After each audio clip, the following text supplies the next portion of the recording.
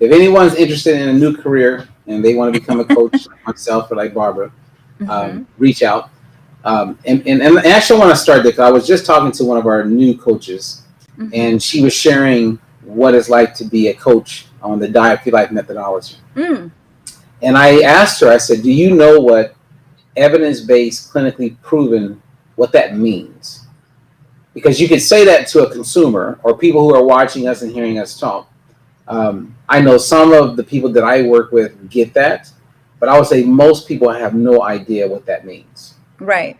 So would you like to share, like when you share that, because I've heard you share it on your lives. Basically, you're asking this new coach about the whole, what evidence-based and clinically proven, right? Yes. Okay. Like what it means. So I guess, did I go out? Yeah, you went out a little. I went out to lunch. Yeah, you went out, you got a drink or something. I don't know. No, I was just saying that, when you say evidence-based, clinically proven, a lot of people don't know what that means. And it 100% separates you from any other nutritionist or dietitian. When you say that, then they can't make those kind of claims, and we can.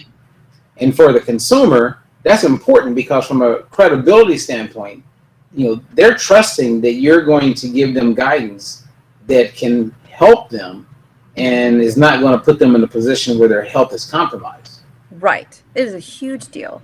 And I know I've shared with you, and I can share with our audience that, coming from my aerospace background, very, science-based, everything is, by numbers, right? It's like a very precise industry. And so when we met and I learned about the Diet Free Life methodology and the fact that it was clinically tested, meaning, tested, and, evidence-based, meaning that we know that it works, that it's been tested, it's been verified to work, it's been validated that, the system works and can be repeated, over and over and over. That is a huge, huge deal. It's very important that, like you said, clinically or evidence-based and clinically proven, that is a whole other level of credibility, of trustworthiness, of all kinds of things, right? As opposed to some of these kind of random things you hear or see on maybe social media, or the latest, the hottest, shiny thing that's out there. It's kind of like here now and then gone in 2 weeks or whatever it may be. Having or the ability to say that and to work with a system that's been proven in a scientific way, right? The scientific method proves that it works. It's a huge deal. I know I've repeated myself over and over in here, but it's really important that people get that. Well, it's real important that you notice that you repeated yourself. So what I want to do, I want to have some fun. So let's start with psychology. For those of you, I want you to get this because this will help you. And if you're a client of Barbara or mine, or you're working with another coach, it will help them help you, if you will. So there's a lot of psychology in being a coach because you definitely are coaching a person's life. And there's 3 terms that I want to bring up and I want to talk about. And the first one is that as a coach, we want to look at people and understand what dichotomous thinking is. And dichotomous thinking, we can have some fun with this, but dichotomous thinking, for the most part, is when, like, for instance, if I said to Barbara, man, I really love chocolate milk. If she had dichotomous thinking, what would that look like for you? I would say, what, you don't like regular milk? And I never said I didn't like regular milk, but her mind went right there. Another example would be dichotomous thinking is when let's say I'm doing a seminar and Barbara's has dichotomous thinking, not her, but let's say she has dichotomous thinking. She's in the audience and I go, hey, okay, you guys, I'm going to show you how to make a fat burning meal. What you want to do is you want to like choose, let's say chicken. I don't like chicken. Her mind went right to like the opposite of what I'm putting out there. And if you wanted a prime example of it, of dichotomous thinking, you can look at the current state that we're in as far as the pandemic, right? So if Barbara asked me if I've been vaccinated. Hey, Ferg, Have you been vaccinated or what? Not yet. And then I'd say, well, are you anti-vaxxer? Right. So she would just assume that I'm totally against it and I never ever said that I was against it. Right. And so I wanted to bring this up because one, it'll help a person who's being coached to kind of like just be open-minded, breathe, and don't assume or presume certain things. Hear it out and look for the principal lining of it. Right. So because I understand this for years, when I would do a seminar, Barbara, I would go, or when I do seminars, I say, okay, I'm going to show you how to make a fat burning meal. Now, keep in mind, anything that I mention is just an example. And I'm going to give a lot of examples. So just listen and then think about it and figure out how we can make it work for you. I literally go through all of those steps, Barbara. I remember as I was learning and going through the whole coaching, learning how to be a coach, I remember you sharing that with me, because lo and behold, when I did a talk for like an employer, I was ready with that, because sure enough, I had people in the audience who were already like, well, I don't eat chicken, or I don't do this or that. And I was prepared. I was ready for that. Yeah. And it comes up all the time. And that's why you have to lay the foundation. Just this morning, I was doing a presentation on insulin and glucose, and talking about how those two relate and how they work together. And I started doing the presentation, and I kind of had pasta, and I was showing different foods. And before I completed, this lady I was talking to, she was like, well, I don't eat pasta. And it was like, you're missing the whole point here. It's like, I'm just giving examples. We're not talking specifically to you. And it's like, and it's not a negative if you're that kind of person. It isn't. And it's not a disease. It's just how people are. And so as a coach, you learn to be able to communicate with people in a way that helps them not get in their own way because of their dichotomous thinking, if that makes sense. Yeah, absolutely. It totally makes sense. And I would say one of the more common, examples that I see, and especially new clients of this kind of dichotomous thinking, or even a potential client who might be thinking about working with whether it's me or another, nutritionist or health professional, is this dichotomous thinking is they believe that if they want to get healthier, they're going to have to completely revamp their entire life. It's like this all or nothing. So oftentimes that keeps them from doing what they, know would be good for them. But they're so worried that, oh, that means I'll never be able to have the favorite cheesecake that I love. Right. I'll never be able to have that. And that can stop them. Like you said, that kind of dichotomous thinking of like the all or nothing keeps them from moving forward. I see that so frequently. Another one that just came to mind is when you're working with someone, and you guys listen up to this, and let's say in their world, they're not doing that well, and they got to come in and they got to weigh in, or they got to give you their updated numbers. If their numbers aren't looking good, they feel like it's either a waste of time or they don't want to let you down. Right? Yes. That's dichotomous thinking, because that's why they have you as a coach, is because they want someone that can work with them without judgment and be able to see the value in whatever they did and keep them on track to be successful. Because I'll have clients that'll say, yeah, I didn't really want to call. I almost canceled. And I go, that's dichotomous thinking. You're blocking yourself from maximizing with the coach. Yep. So you get with a coach because you want someone who can see it and help you navigate and get to where you most want to be. So be present, you guys, of dichotomous thinking. Don't let it get in your way, because it can tamper your motivation. It can definitely, put out the fire of your inspiration. And we don't want that. Yes. Okay. So number 2 of 3, confirmation bias. And I know you've heard me talk about this a lot, and it's part of the psychology of our training. Confirmation bias, if you guys are new to this, is when you have a preconceived idea based on what you believe is the truth. Right. And my best example that I've shared, and if you got a better one, I'm looking for it, is when you look at like politics. A person who watches CNN, they watch CNN because it's in alignment with most of their truths. Yes. So everything on Fox would be wrong. That's confirmation bias. Or if I watch Fox, I'm like, they got it all wrong on CNN. And the MSNBC, they just like lost it. Right. Because you're looking for something that's in alignment with your truths. Right. And confirmation bias can block a person from having new experiences and being open to new opportunities. You know what I mean? And so yes, your confirmation bias, predetermined truth, can block you from potentially discovering a new truth. Absolutely. You said it right. It's like it limits your scope because you're looking for things that you're comfortable with.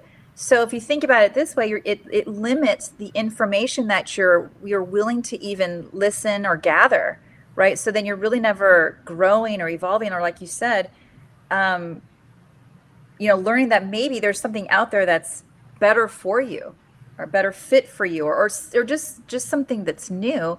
When you have that confirmation bias, you're constantly looking for, let's say if you really are thinking that it's keto's away for you, and I'm not pushing it either way, but I'm just saying, if let's say keto's away for you, you're going to be constantly looking for the information that's out there that's pro keto, and you're not going to be open to some of these other streams of information that might be telling you like maybe that's not for you, or you know what I mean, what the pros and the cons are. You're just sort of swayed one way. Well, it's like I always go back to the racetrack concept that I learned from a group that was helping President Obama when he was first running for president. I met with their team, and the guy had a philosophy where he said, if you go to a racetrack and you bet $2 on a horse, let's say that horse is Apple, and the guy next to you spends $2,000 and his horse is Blue. Mm-hmm. When those horses, and you've given your money, you got your ticket, there's no turning back. You're not going to go for Blue. You're going to stick with your horse that you're believing in. Yeah. And you're going to see it through. And when those horses start going, you're going to be screaming as loud as he is. So it's not based on the money, but when you buy into something, most people buy in and they don't want to look anywhere else. It's this. You know what I mean? Right. And that's confirmation bias, whereas you could have learned something more about the other horse if you're open to it. But I get it.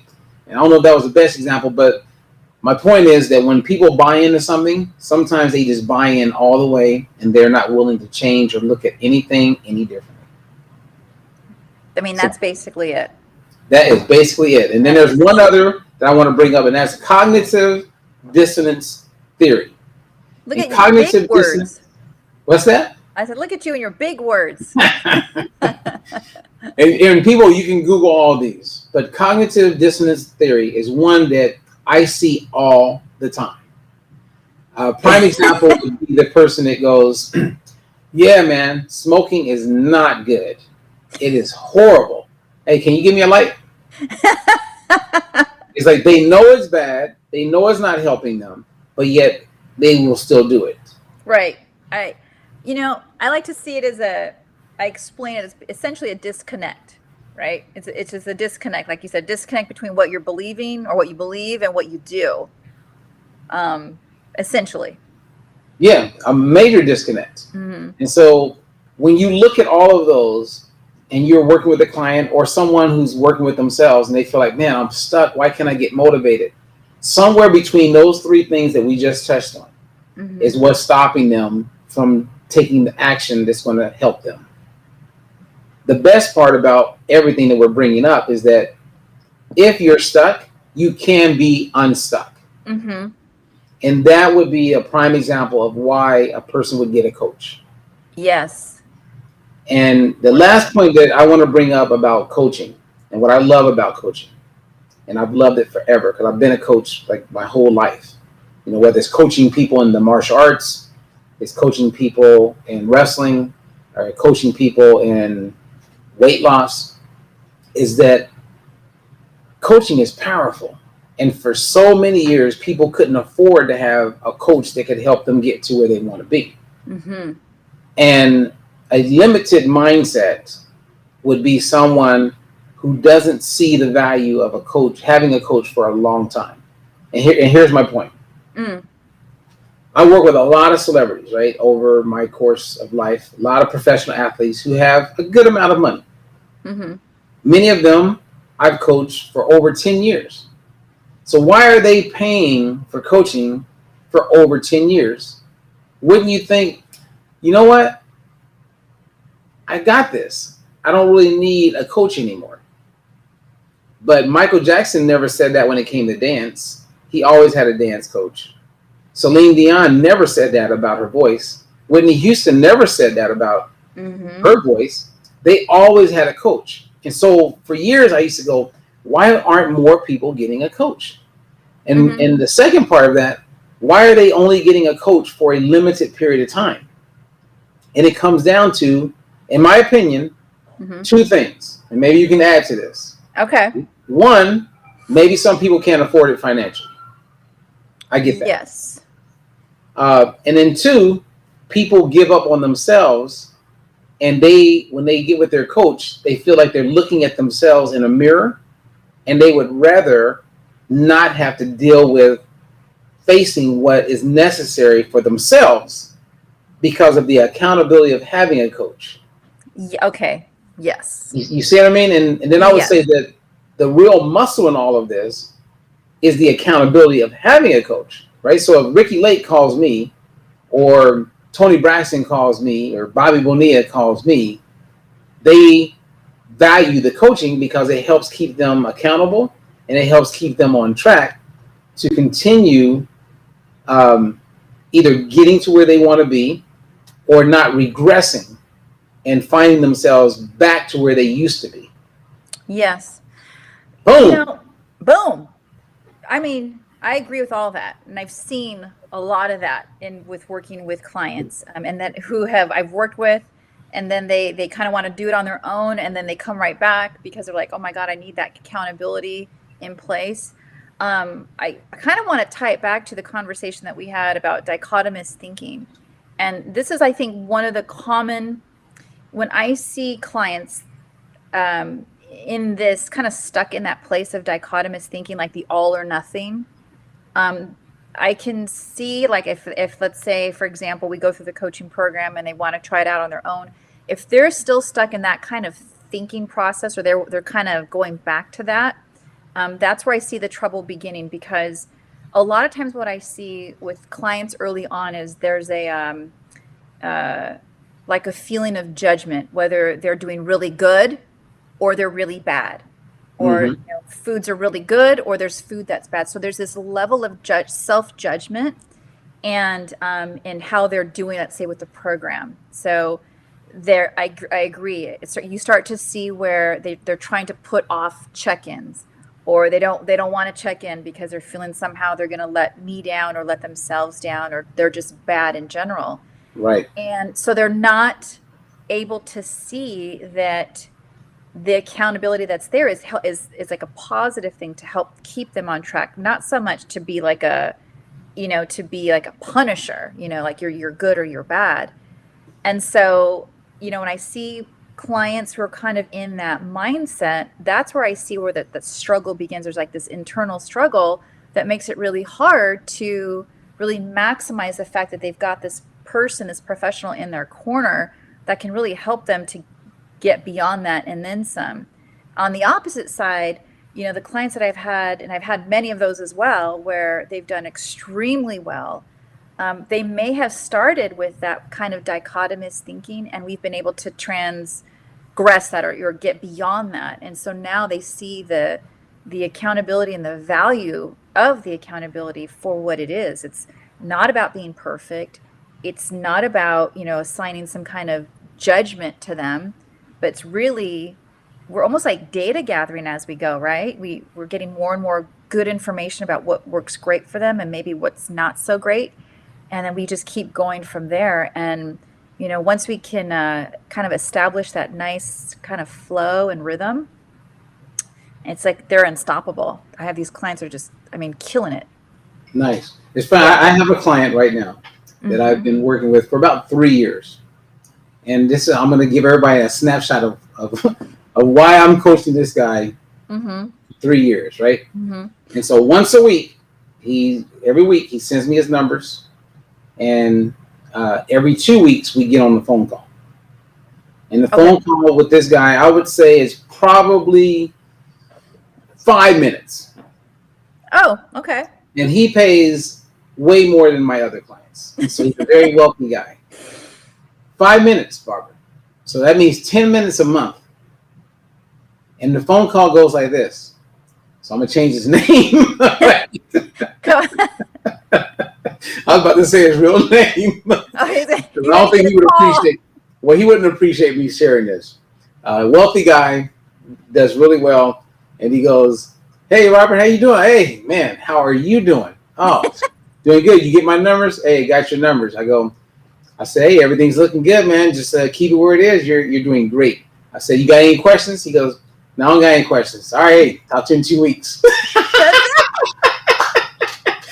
That's it. But he lost 75 pounds. He's never gained it back. Wow. And what he pays me every month is working. It's the accountability. Now, every once in a while, we will actually have a longer call. And that longer call is because nutrition science changes. So how I coached someone a year ago, Barbara, or how I coached someone in 1995 is different. I mean, there was trans fats in foods in 2015. Yeah. And they're no longer there. So there's nothing to look for. Like, and what people don't realize is that everything keeps changing. And when you have a coach, it's almost like having a lawyer on retainer. Right. When you need their services, it's going to be way less because you had them on retainer than when your health got turned upside down. It's going to be tough to reverse it. So, so I'm going to spin us away from this because I don't want to spend I want to give some people some nuggets. Okay. On things they can do. But I enjoyed that conversation. We've never taken that much time to talk about some of the psychology around coaching people and how it could help other people who are tuning in.